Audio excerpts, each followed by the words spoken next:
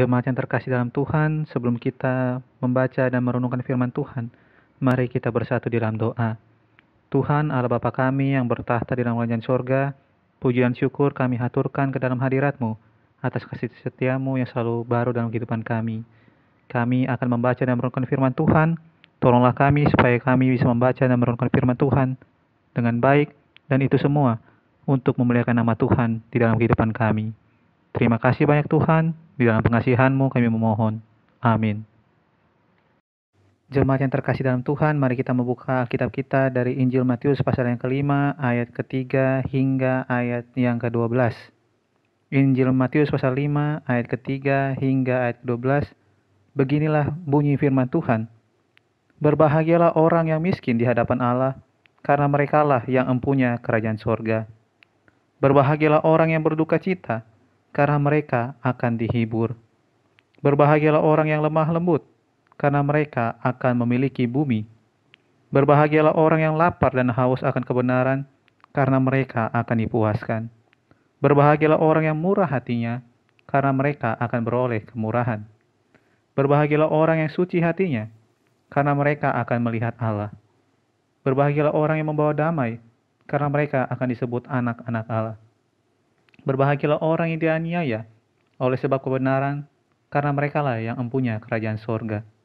Berbahagialah kamu, jika karena aku, kamu dicela, dan dianiaya, dan kepada kamu difitnahkan segala yang jahat. Bersukacitalah dan bergembiralah, karena upahmu besar di sorga, sebab demikian juga telah dianiaya nabi-nabi yang sebelum kamu. Demikianlah pembacaan Alkitab. Berbahagialah setiap orang yang tidak hanya mendengarkan, tetapi melakukannya dalam kehidupan sehari-hari. Terpujilah nama Tuhan. Jemaat yang terkasih dalam Tuhan, Shalom.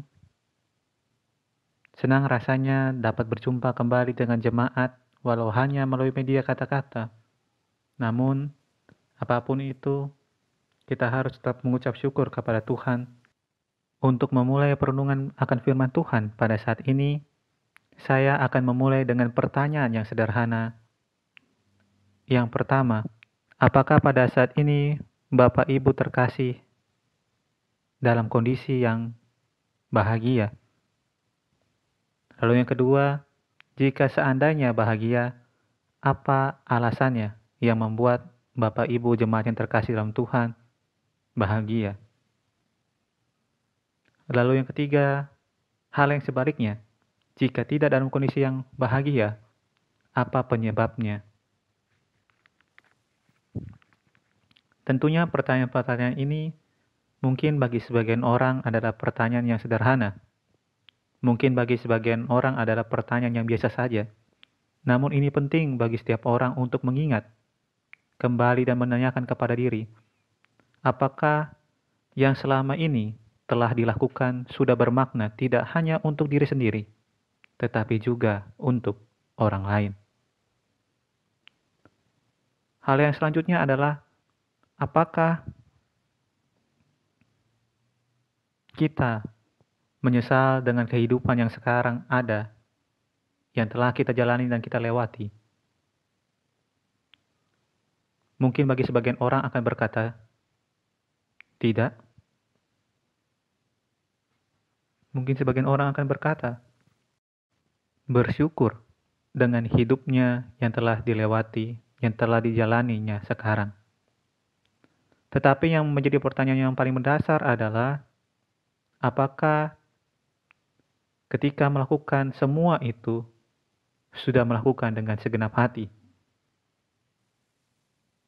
Apakah ketika melakukan hal tersebut, semua hal yang telah dilewati, sudah mengundang Tuhan hadir di dalam kehidupan? Bapak Ibu yang terkasih dalam Tuhan, pada pembacaan Alkitab kali ini, kita kembali tiba pada kisah Yesus yang berkhotbah di atas bukit.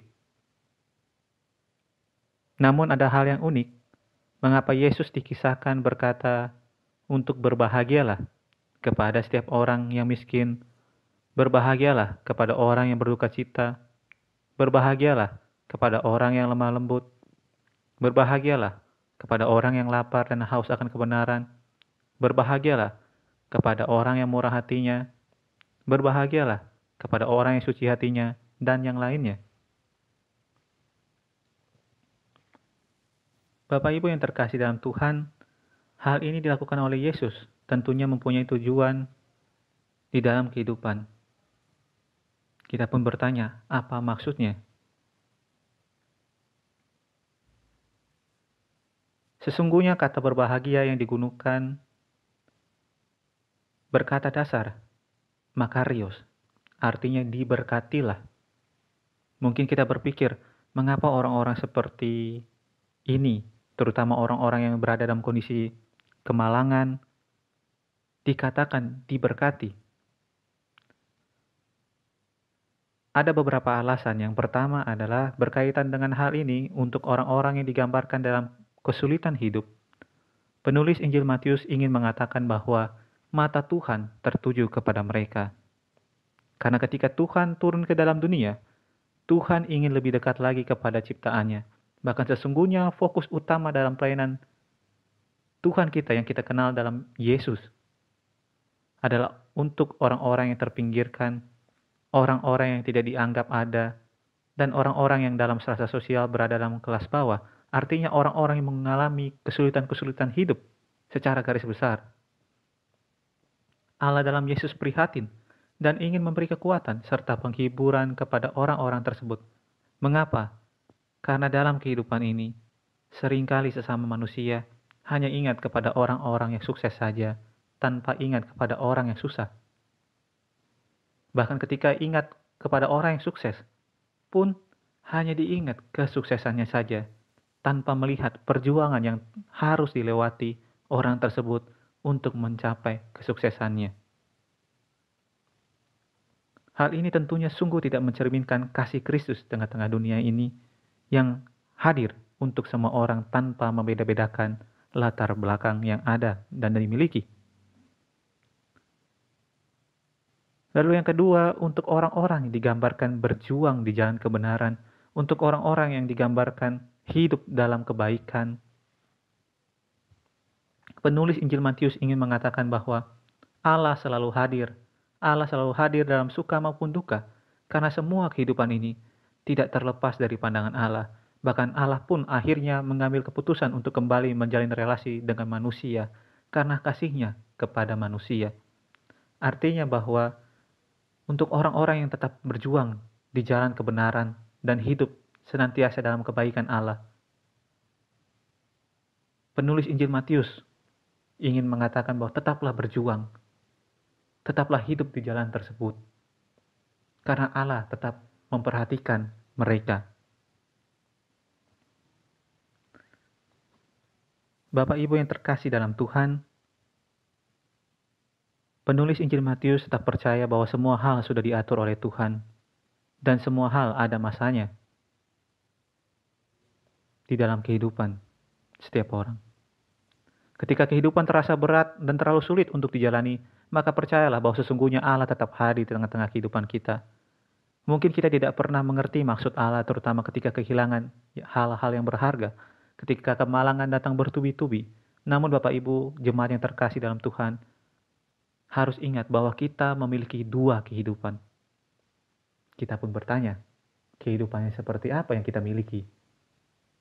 Kehidupan yang pertama adalah kehidupan yang kita jalani pada saat ini, bersama-sama dengan semua manusia. Ketika kita bangun, menatap hari, bertemu dengan orang-orang sekitar, bertemu dengan keluarga kita, bekerja, bersosialisasi, berinteraksi, dan hal sebagainya. Itu adalah kehidupan yang ada, yang kita jalani pada saat ini. Lalu kehidupan yang kita punyai nanti adalah kehidupan yang akan datang, life after life. Artinya bahwa kita mempunyai kehidupan lain setelah ini, yaitu kehidupan bersama dengan Tuhan di tempat yang telah Tuhan khususkan untuk kita hidup bersama dengan dirinya. Mungkin pada saat ini kita ditimpa dengan berbagai macam kesulitan hidup, seperti kesulitan ekonomi.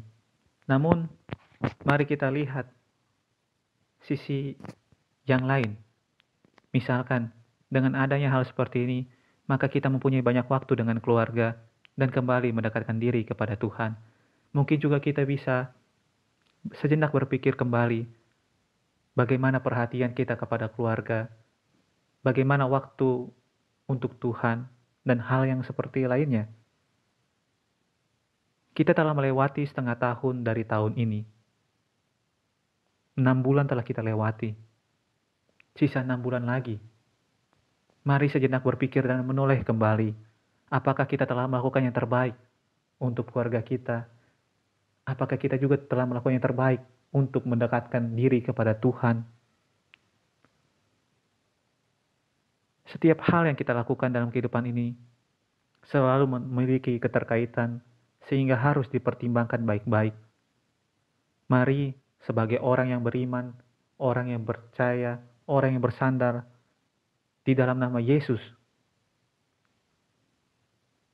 Juru Selamat dunia, kita tidak hanya mengutamakan kebahagiaan pada saat sekarang, tapi juga mari menabung untuk kebahagiaan di kehidupan mendatang. Tetap rajin membaca dan merenungkan firman Tuhan. Tetap berusaha yang terbaik dalam kehidupan, terutama ketika bekerja untuk keluarga dan juga untuk Tuhan. Mari selalu ingat bahwa Tuhan tetap akan selalu mencukupkan kebutuhan kita. Mari selalu ingat bahwa Tuhan akan terus memelihara kehidupan setiap orang yang bersandar kepadanya. Namun Tuhan hanya menuntut satu hal kepada setiap orang yang percaya kepadanya, yaitu taat dan setia kepadanya. Apapun yang terjadi di dalam kehidupan. Tetaplah berbahagia, tetaplah bersukacita, tetaplah merasa diberkati oleh Tuhan, karena sesungguhnya kebahagiaan, kesukacitaan, dan berkat tersebut ada di sekitar kita, asal kita menyadari dan membuka diri kepada kebahagiaan, kesukacitaan, dan berkat tersebut yang telah Tuhan sediakan di dalam kehidupan kita. Kiranya Tuhan memberkati dan memampukan kita semua, orang yang bersandar kepadanya, untuk tetap melihat apa yang Tuhan siapkan, berkat-berkat, kebahagiaan, kesukacitaan tersebut tidak pernah jauh di dalam kehidupan kita. Amin. Jemaat yang terkasih dalam Tuhan, mari kita menyatukan hati dan pikiran kita untuk bersama-sama berdoa syafaat. Kita berdoa. Tuhan Allah Bapa kami yang bertahta dan berada di surga, terima kasih banyak Tuhan atas berkat rahmat-Mu, terutama atas firman yang Kau berikan kepada kami. Kiranya melalui firman ini, kami tetap selalu bersukacita, kami tetap selalu mengucap syukur, berbahagia, dan tentunya merasa diberkati oleh firman ini dan terutama melalui berkat-berkat yang Tuhan telah sediakan di dalam kehidupan kami. Kiranya kami juga mampu Tuhan membagi berkat-berkat tersebut Tuhan, membagi kebahagiaan tersebut kepada sesama kami, sehingga nama Tuhan sajalah yang dipermuliakan. Kami ingin berdoa Tuhan untuk keluarga kami yang ada bersama-sama dengan kami. Kiranya tangan kasih Tuhan selalu beserta dengan mereka, menguatkan mereka, memberi kesenangan kekuatan, dan sukacita dan sejahtera. Dan kiranya Tuhan juga selalu bersama-sama dengan mereka. Kami juga ingin berdoa Tuhan untuk kekasih-kekasih hati kami, Jemaat Immanuel WR Supratman, mulai dari para presbiter Tuhan, unit-unit misioner, pro kantor, pianis, pemain organ, tim multimedia, pegawai gereja, koster, penjaga malam, hingga pribadi lepas pribadi Jemaat Immanuel WR Supratman Tuhan. Kiranya tangan kasih Tuhan selalu beserta dengan mereka dan memberkati mereka semua. Kami juga ingin berdoa Tuhan untuk bangsa negara kami Tuhan. Kiranya tangan kasih Tuhan selalu beserta dengan bangsa negara kami, memberkati pemerintah kami, memberkati seluruh tumpah darah negeri kami Tuhan, dan termasuk memberkati kami sebagai bagian dari warga negara dan sebagai bagian dari bangsa ini Tuhan. Kiranya bangsa kami selalu ada dalam lindungan Tuhan, Dan kiranya Tuhan memberkati, terutama dalam penanggulangan COVID-19 ini Tuhan. Kiranya Tuhan kasih Tuhan selalu menolong para medis dan pihak-pihak yang terkait Tuhan, sehingga COVID-19 ini bisa berlalu dari kehidupan kami. Kami juga ingin berdoa Tuhan untuk jemaat yang berulang tahun selama 1 minggu ini Tuhan. Baik ulang tahun pernikahan maupun ulang tahun pribadi lepas pribadi. Kiranya Tuhan kasih Tuhan juga selalu beserta dengan mereka, memberi kesenangan kekuatan, hati sukacita dan damai sejahtera, pribadi lepas pribadi, dan juga memberkati ikatan pernikahan jemaat-Mu Tuhan yang selalu dikasihi oleh-Mu Tuhan ini. Karena kami hanya manusia biasa, karena kami rapuh Tuhan, dan kami memerlukan pertolongan Tuhan, karena kami juga tidak bisa jalan sendiri. Oleh karena itu, tolonglah kami Tuhan, tuntunlah kami, sehingga di dalam kehidupan kami mampu melakukan yang terbaik, semata-mata hanya untuk memuliakan nama Tuhan. Kami juga ingin berdoa Tuhan untuk orang-orang yang membutuhkan pertolongan Tuhan, baik karena sakit penyakit, baik karena pergumulan-pergumulan ekonomi, baik karena pergumulan-pergumulan yang datang silih berganti, yang terkadang membuat hati menjerit, bahkan menangis serta meratap. Kiranya tangan kasih Tuhan selalu beserta dengan mereka. Oleh karena itu, ya Tuhan, di dalam pengasihan-Mu kami mohon, peliharalah kami dalam kasih Kristus yang abadi, sebab hanya di dalam Yesus Kristus Juru Selamat kami yang hidup. Kami telah berdoa demikian.